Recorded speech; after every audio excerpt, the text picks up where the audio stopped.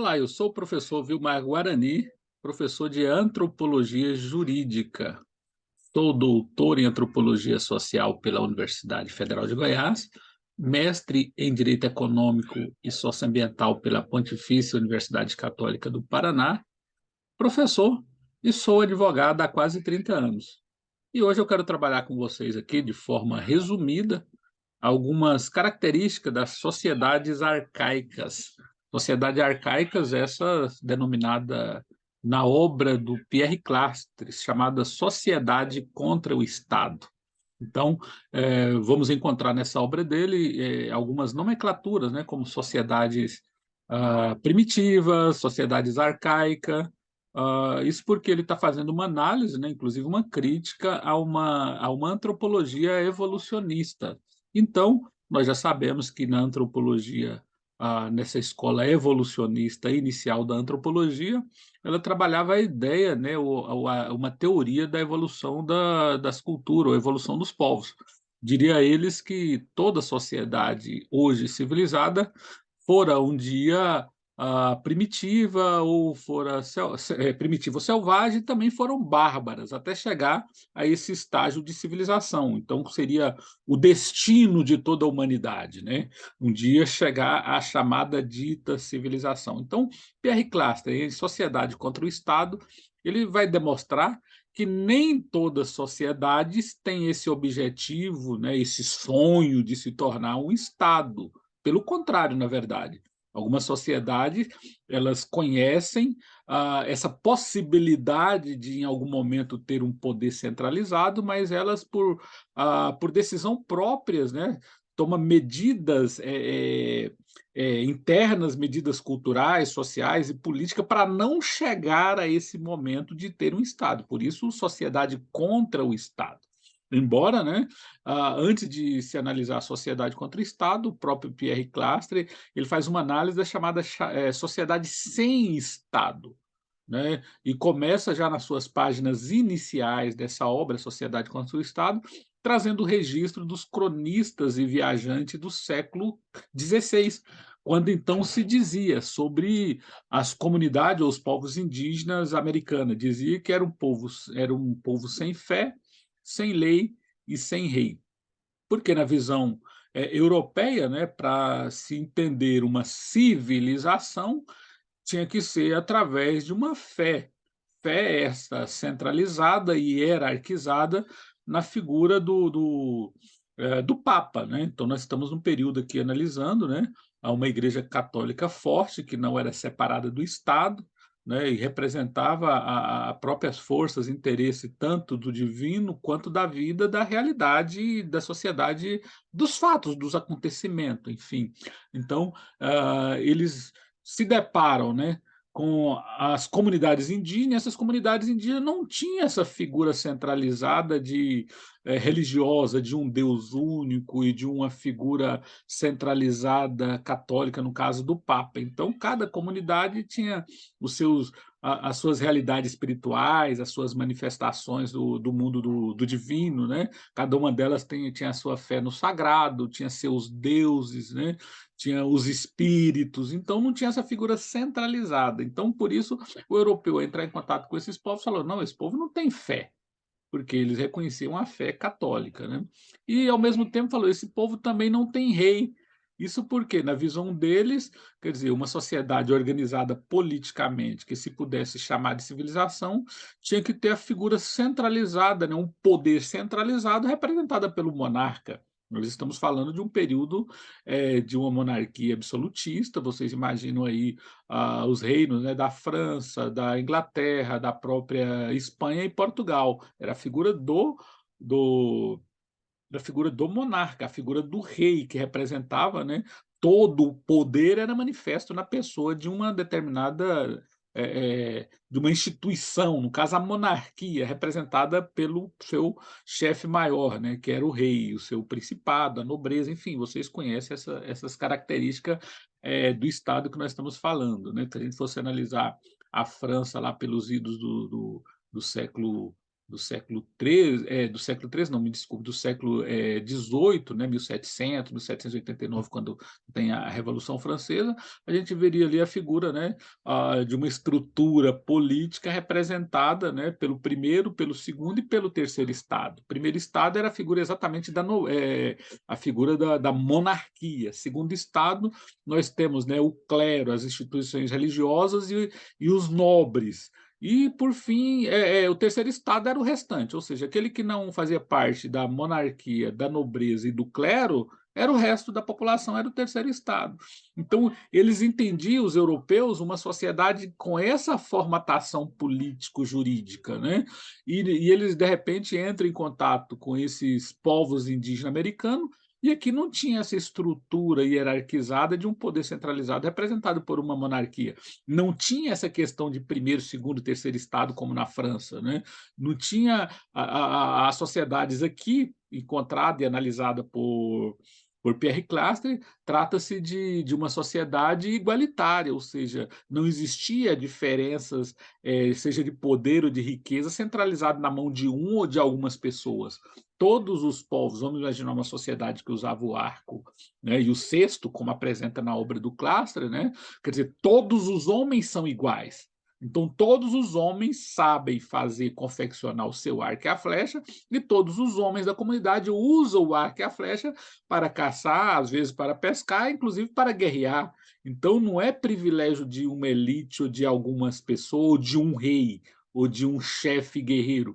Todos eles tinham acesso a esse mesmo tipo de equipamento, né, que servia para caça e também para fazer guerra, no caso do arco. No caso no caso do arco e flecha. No caso do cesto, né, quer dizer, demonstrando aí que as mulheres, né, tinha acesso também, todas as mulheres sabiam confeccionar o seu cesto e utilizava ele para carregar seus alimentos. Vamos imaginar aí, né, ao fazer a coleta, né, seja de batata, de inhame, de banana, colocava dentro do seu cesto para gerir e praticar a sua economia, né. Então, quer dizer, todas as mulheres tinham, ou seja, não fabricavam em excesso ou só umas mulheres tinham o conhecimento e o poder sobre esse cesto. Todas as mulheres da comunidade tinham acesso, da mesma forma, todos os homens tinham. Então não tinha uma hierarquização, entre pessoas, né. A sociedade, por isso a gente pode chamar ela de sociedade igualitária, porque não havia realmente essas diferenças, né. Mas, então, sem fé, sem lei e sem rei. Então não se tinha, eles não conseguiram perceber a fé e nem o rei, mas também a lei. Nós estamos falando aí de uma Europa, né, que a própria divisão do continente americano pelo Tratado de Tordesilhas, a gente verifica essa estrutura de um sistema jurídico, embora um sistema jurídico religioso, né, a Igreja Católica, considerando que o Reino da Espanha e de Portugal eram católicos, então eles se subordinavam ao poder do Papa e o Papa decidiu, né, o Tratado de Tordesilhas, uma parte ficaria para a Espanha, outra parte para Portugal, desse nosso continente hoje, né, chamado continente americano. Então, aí, quer dizer, existia as leis escritas, né, desses povos, dessas culturas, desse mundo ocidental. Então eles já conheciam, já tinha passado aí, nós sabemos fazendo uma análise aí do mundo ocidental, né, que tem a sua origem, sociocultural, política, às vezes econômica no mundo greco-romano, então eles já tinham esse conhecimento do mundo grego, também do mundo próprio mundo romano, né, e o mundo romano já tinha criado, né, institutos jurídicos, já conhecia, já tinha sistematizado as leis. A Europa também fizeram isso desde muito cedo. E, de repente, eles chegam aqui no, vamos pensar aqui no caso do Brasil, encontra com diversos povos tupis, e também não tupi, mas principalmente os povos tupi, tendo em vista os tupinambás, os tupi-guaranis e outros povos, né? E chega aqui e verifica que não tem um sistema jurídico positivo ou um sistema jurídico semelhante ao do mundo ocidental, ou seja, uma estrutura hierarquizada que decide a questão jurídica da sociedade. Então, por isso eles falaram: não, esse povo não tem nem, também não tem justiça, também não tem lei. E, na verdade, é É uma falácia, né, porque nós sabemos que onde existe sociedade, existe o direito, seja ela uma sociedade bem pequena, vamos imaginar uma sociedade indígena aí com apenas 2, 3 famílias, né, por volta de 50, 100 pessoas, já tem ali a sua regulamentação própria, porque senão não teria como viver em sociedade. Então há um sistema de regra, um sistema jurídico próprio de cada comunidade indígena, mas eles não viram isso, quer dizer, não tinha a figura de um poder judiciário, não tinha um sistema jurídico esquematizado, não existia uma estrutura, então ele fala: "Não, esse povo é sem fé, sem lei, sem rei". Ou seja, a visão que o colonizador tinha dos povos indígenas, segundo Pierre Clastre, era uma visão de ausência. Então é um povo sem, né, sem poder político centralizado, sem lei, sem fé, sem rei, sem religião, né, como foi falado já, e um povo de uma economia de subsistência, dizia eles, né, que Pierre Clastre, inclusive, vai fazer uma crítica. Ele fala: não, na verdade, ele é uma economia de subsistência, mas não a subsistência nesse pensamento europeu. Porque subsistência, na verdade, é porque eles não precisam de produzir o chamado excesso, né, de produção ou produzir para o mercado, uma vez que não tem diferenças entre as sociedades. É uma sociedade igualitária, quer dizer, o poder eh, e a economia não pertence a uma pessoa ou uma classe política, pertence a todos. Então, para que produzir excedente? Sendo que estaria produzindo além da nossa necessidade. Pierre Clastre ele vai além, ele fala, na verdade, muito mais do que, se a gente for analisar a subsistência como escassez, Pierre Clastre fala, pelo contrário, essas sociedades arcaicas são sociedade da abundância, ou seja, eles têm não apenas para as suas necessidades alimentícias, mas têm em quantidade suficiente e tem meios de chegar a esses alimentos, seja caçando, pescando ou exercendo uma agricultura, né? Agricultura familiar, uma agricultura própria ali interna, eles têm condições de produzir o necessário para eles. Então não há que se falar em uma sociedade da ausência, né? Sem Estado. Na verdade, porque os povos indígenas, não é que eles não teria essa possibilidade real de produzir, por exemplo, o excedente, é porque eles eram contra mesmo, todo as possibilidades de uma hierarquização ou de uma centralização do poder. E por isso a referência, e por isso talvez o nome do próprio livro dele, Sociedades contra o Estado, ou seja, tudo que representa o Estado, se a gente for analisar aqui na visão do Pierre Clastre, quer dizer, quando diz fé, religião e lei, tudo isso é representação do Estado, porque tem uma religião hierarquizada e o poder centralizado, não é? Tem um poder judiciário também da mesma forma, hierarquizado e centralizado, né? Então, toda a vida deles, a figura do rei, a figura política centralizada, é também representada na pessoa do rei, e essas comunidades indígenas, na verdade, segundo Pierre Clastre, não é que elas não conheciam o poder ou a possibilidade desse poder, mas eles próprios, as comunidades, de forma consciente ou até mesmo no inconsciente, eles reconheciam que, na verdade, se eles aceitassem a centralização do poder e se tornassem Estado, em algum momento eles perderiam a sua autonomia e a sua liberdade. E os povos indígenas, essa chamada sociedade arcaica, prevalecia na visão deles no interesse coletivo, no interesse social, na visão cosmológica deles, né? Exatamente a autonomia. Todos os indígenas, ou seja, cada cidadão e cada coletividade, cada comunidade, tinha autonomia e liberdade. Então não precisava de ter um poder centralizado, não precisava de ter uma confederação de povos indígenas até se formar um Estado. Isso acontecia de forma natural em época de guerra, segundo Clastre. Quer dizer, então ele fala, inclusive, que em algum momento alguns líderes chegavam a chefiar de 10 a 12 mil homens guerreiros, mas isso era só no período de guerra, né? Quando passava o período de guerra, voltava ao momento anterior e cada comunidade com as suas chefias, e as chefias também não tinham esse poder hierarquizado e centralizado. Inclusive, falando sobre o chefe, o poder do chefe, né, Pierre Clastre analisa muito bem isso, né? É uma das grandes diferenças das sociedades ocidentais com as sociedades arcaicas ou com as sociedades indígenas, porque nessa figura centralizada, né, para se ter o Estado, já tem algumas obras, inclusive no campo da filosofia e do próprio direito, trabalhando essa história, né?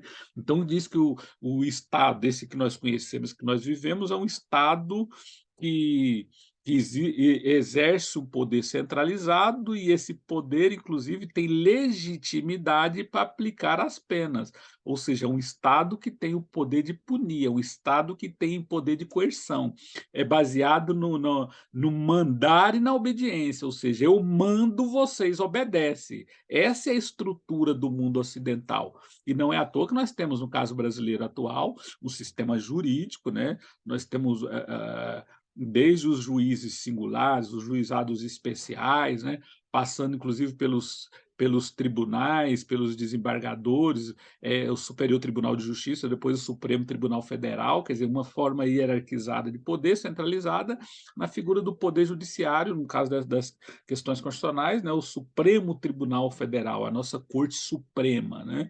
Então precisaria disso nessa visão ocidental. Já na visão dos povos indígenas, não tem essa figura centralizada de um poder judiciário, ou seja, cada comunidade tem o seu próprio poder. E o poder da chefia, então, da chefia indígena, é um poder limitado e temporário, porque a finalidade do chefe, ou as características de um chefe indígena, qual que é? O chefe é um apaziguador.